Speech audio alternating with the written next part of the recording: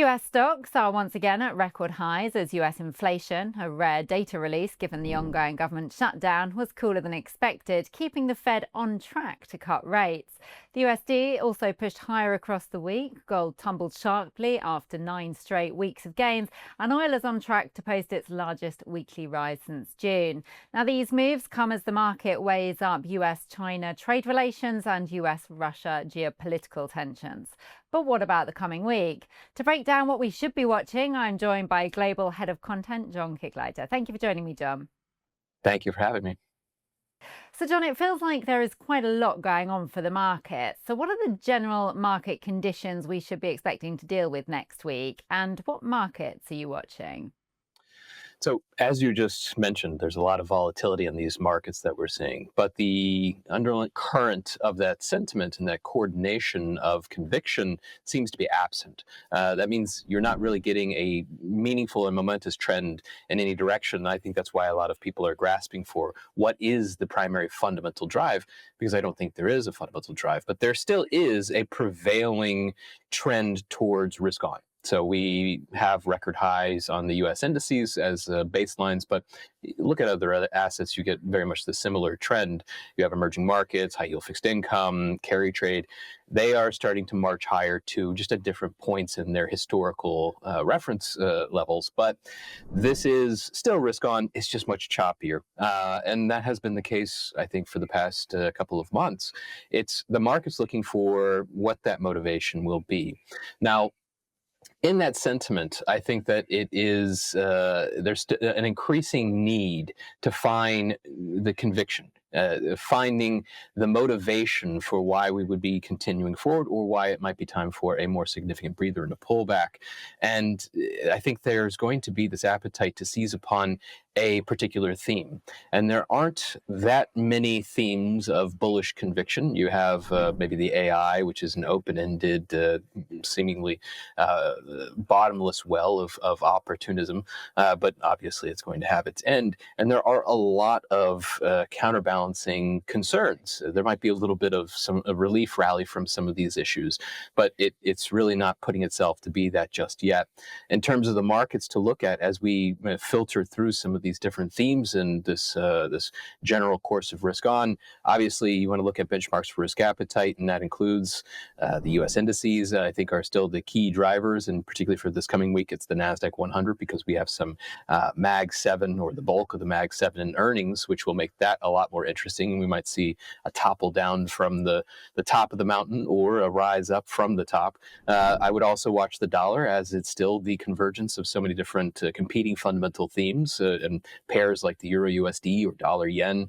Crude oil is particularly interesting because we're getting back into some of the trade implications, the trade war implications, and that big rally in crude oil is definitely volatility we haven't seen in some time. And maybe the USD CNH, the dollar Chinese yuan, as we are getting into some supposed deadlines for either having some relinquishing concern from trade relations, or there's going to be some application of very aggressive tariffs again. And then turning our attention to themes, what are the most potent themes that could upend the calm for the bulls or the bears next week?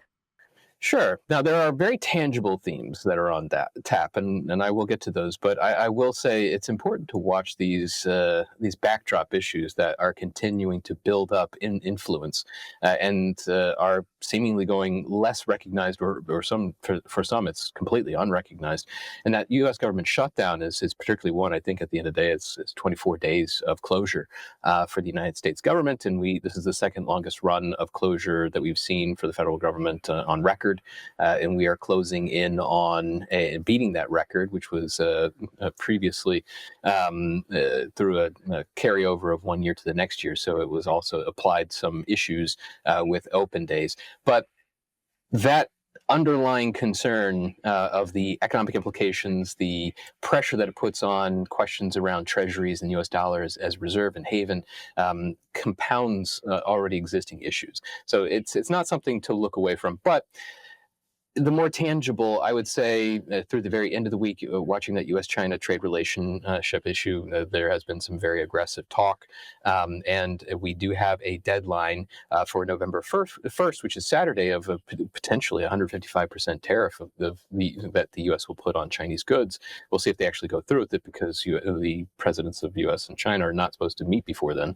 But the more tangible and very event risk oriented themes that we're going to have is economic activity. So we have a lot of GDP figures. We have a run of rate decisions. And of course, we have the key FOMC rate decision. And we have those Mag 7 earnings, which is going to be, all those are very prominent. They're very headline oriented, get a lot of attention, but put it all in the context. And of course, the market's going to have to prioritize which one is most important for it. Yes, so drilling into those top event risks next week, which is the top event risk for next week, or which are the top event risks for next week? So there's a lot. So we're going to have to, be mindful of all of it, because you don't want to just pick one event and assume that it's going to be market moving. What ends up happening oftentimes is you have a key event and it really does stand out from everything else, and it is itself a non-event, and you get a surprise from what would have been the secondary outcome or secondary event risk, and it is a complete surprise, and there's a lot of volatility. So it's always important to look at the economic docket and see what is there, so that you're prepared, especially in very busy weeks like we have in the week ahead. But that being said, if I were to prioritize, and everything else being equal in terms of market movement and surprise quotient for each of these events, I would say Monday, fairly light. We have the Chinese industrial profits and U.S. durable goods orders. Those are second-tier indicators relative to what we have, but they are definitely going to get the engine rolling in some of those concerns, especially around the U.S. and China and their economic health amid trade wars. Tuesday, I would say focus on the U.S. consumer confidence figure from the conference board, especially after the U of M downgrade in the final figure that we had this Friday. So that's going to put a little bit more emphasis on what the backdrop is, the picture, especially amid the U.S. shutdown, the government shutdown. We are not getting critical data from the U.S. government, and these are key points to keeping tabs on the economic health. The U.S. consumer is the largest component of the U.S. economy, and by a large extent to the entire world as a consumption engine. So you want to see how the sentiment is evolving there for spending habits and inflation concerns and such. So that will happen on Tuesday. Wednesday's when we really start to get into the very headline aggressive event risk. We have a Bank of Canada and FOMC rate decision. Obviously, the FOMC carries a lot more weight. Both are expected to cut by 25 basis points. So keeping tabs, obviously, on the dollar, but maybe also at the dollar CAD, especially as their trade relations seem to be falling apart as well into Friday. We're also going to have, after the close of the U.S., earnings from Microsoft, Google, and Meta. All right, so three big Mag 7 companies. If they have a collective bullish or bearish impact on the equity markets after the close, it could start to build some momentum either direction for one of the baselines for benchmarks on risk, like the NASDAQ 100.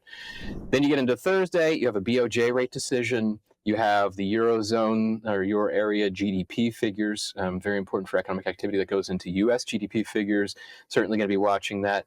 An ECB rate decision. Both the Bank of Japan and the ECB are expected to hold. The BOJ is in the midst of a hawkish cycle, very unusual. The ECB seems to be at the end of its dovish cycle, which gives us some very contrasting perspectives of monetary policy, and that can lead to development of trends in some of these major exchange rates. And then after the close on Thursday, you have earnings from Apple and Amazon. So again, that will round out some of the Mag 7, and we won't get the final, the NVIDIA, for a few more weeks. And then Friday, Chinese PMIs. We have Hong Kong GDP.